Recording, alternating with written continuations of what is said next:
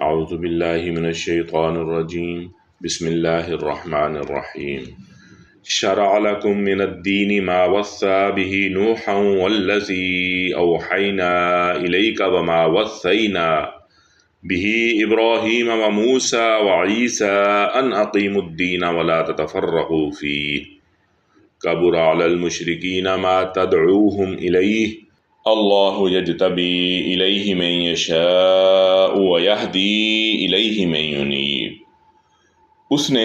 تمہارے لیے دین کا وہی طریقہ مقرر کیا ہے جس کا تاکیدی حکم اس نے نوح علیہ السلام کو دیا اور جس کی وحی ہم نے آپ کی طرف کی ہے، اور جس کا تاکیدی حکم ہم نے ابراہیم اور موسیٰ اور عیسیٰ علیہ السلام کو دیا تھا کہ دین کو قائم کرو اور اس میں تفرقہ نہ ڈالو۔ مشرکین پر بہت گراں ہے جس کی طرف آپ انہیں دعوت دیتے ہیں۔ اللہ تعالیٰ اپنے لیے چن لیتا ہے جس کو چاہتا ہے اور اپنی طرف اس کو راستہ دکھاتا ہے جو رجوع کرتا ہے۔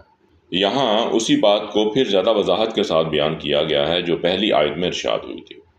اس میں صاف صاف بتایا گیا ہے کہ محمد صلی اللہ علیہ وسلم کسی نئے مذہب کے بانی نہیں ہیں، نہ انبیاء میں سے کوئی اپنے کسی الگ مذہب کا بانی گزرا ہے، بلکہ اللہ کی طرف سے ایک ہی دین ہے جسے شروع سے تمام انبیاء پیش کرتے چلے آ رہے ہیں،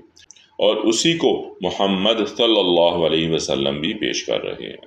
اس سلسلے میں سب سے پہلے حضرت نوح علیہ السلام کا نام لیا گیا ہے جو طوفان کے بعد موجودہ نسل انسانی کے اولین پیغمبر تھے۔ اس کے بعد نبی صلی اللہ علیہ وسلم کا ذکر کیا گیا ہے جو آخری نبی ہیں۔ پھر حضرت ابراہیم علیہ السلام کا نام لیا گیا ہے جنہیں اہل عرب اپنا پیشوا مانتے تھے، اور آخر میں حضرت موسیٰ علیہ السلام، حضرت عیسیٰ علیہ السلام کا ذکر کیا گیا ہے جن کی طرف یہودی اور عیسائی اپنے مذہب کو منسوب کرتے ہیں۔ اس سے مقصود یہ نہیں کہ انہی 5 انبیاء کو اس دین کی ہدایت کی گئی تھی، بلکہ اصل مقصد یہ بتانا ہے کہ دنیا میں جتنے بھی انبیاء آئے ہیں سب ایک ہی دین لے کر آئے ہیں، اور نمونے کے طور پر ان 5 جلیل القدر انبیاء کا نام لے دیا گیا ہے